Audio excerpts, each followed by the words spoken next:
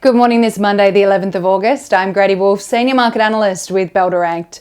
Wall Street rallied on Friday following a strong week of earnings results indicating company and economic resilience in the wake of President Trump's tariffs. The Nasdaq closed at a record high on Friday, ending the day up almost 1% to 21,450 points, while the S&P 500 added 0.78% and the Dow Jones ended the day up 0.47%. For the week, the major averages each posted notable gains, with the S&P 500 rising 2.4%, while the Dow Jones added 1.4% and the Nasdaq posted a strong 3.9% rally.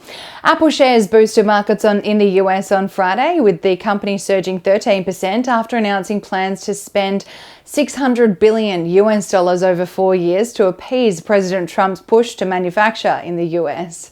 In Europe on Friday, markets closed higher on reports that the US and Russia plan to end Russia's war with Ukraine. The STOXX 600 rose 0.3%, Germany's DAX and the UK's FTSE 100 each closed flat, and the French CAC ended the day up 0.4%. Across the Asia region on Friday, markets closed mostly lower, with Hong Kong's Hang Seng falling 0.89%, while China's CSI index lost 0.24% and South Korea's Kospi index fell 0.55%, but Japan's Nikkei ended the day up 1.85%.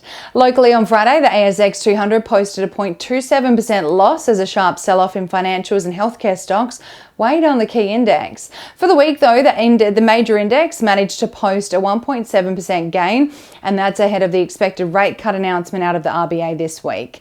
Block shares soared 7.5% on Friday after posting increased spending activity on Afterpay, which lifted profit and growth over Q2, while Nick Scali shares also soared 8.6% after its Australia and New Zealand business saw a 7.3% rise in H2 sales, and that's despite depleted consumer spend during that time.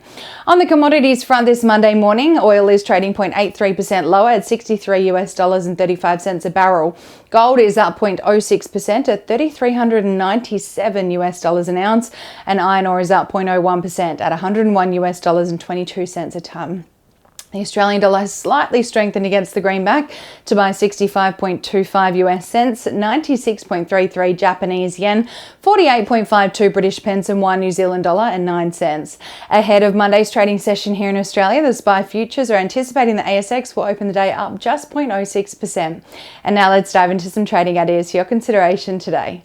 Bell Potter has downgraded the rating on Monadelphous Group from a hold to a sell following the release of the company's FY25 results preview, including the anticipation for weaker second half profitability and current overvaluation of the stock, with it trading on a 23.8 times FY26 PE.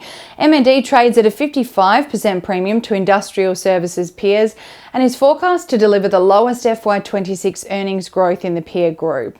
And Trading Central has identified a bearish signal on Kelly Partners Group following the formation of a pattern over a period of 20 days, which is roughly the same amount of time the share price may fall from the close of $10.34 to the range of $9.65 to $9.85, according to Standard Principles of Technical Analysis. And that's all we have time for today. I hope you have a wonderful day, a great week, and happy investing.